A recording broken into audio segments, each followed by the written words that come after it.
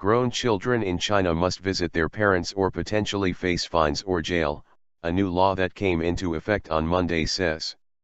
China's new elderly rights law deals with the growing problem of lonely elderly people by ordering adult children to visit their aging parents. The law says adults should care about their parents' spiritual needs and never neglect or snub elderly people. The regulation has been ridiculed by tens of thousands of Chinese web users. Many across China are questioning how the law could be enforced, since it fails to spell out a detailed schedule dictating the frequency with which children should make parental house calls. Those who live far away from parents should go home often, it says. However, that does not mean the law is toothless.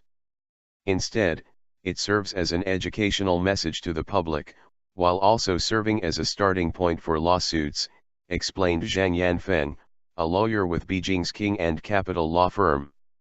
It's hard to put this law into practice, but not impossible, Mr. Zhang explained. If a case is brought to court on the basis of this law, I think it'll probably end up in a peaceful settlement. But if no settlement is reached, technically speaking, court rulings can force the person to visit home certain times a month. If this person disobeys court rulings, he could be fined or detained. Spontaneous emotions. But few in China seem to fear they will end up behind bars if they fail to log visits home. Who doesn't want to visit home often? What is considered often? Who will oversee the process?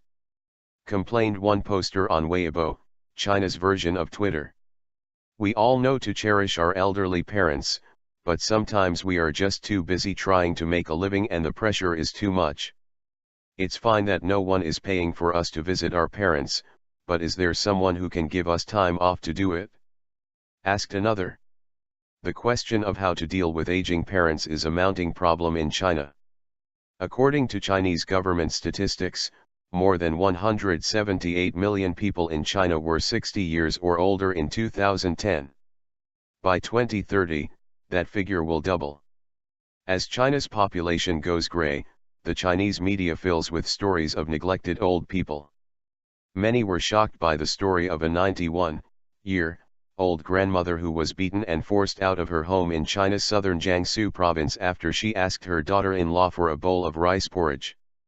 2 days later, internet forums were filled with a similar story of farmers in the same province who allowed their family's 100-year-old matriarch to sleep in a pigsty, sharing close quarters with a pungent pig.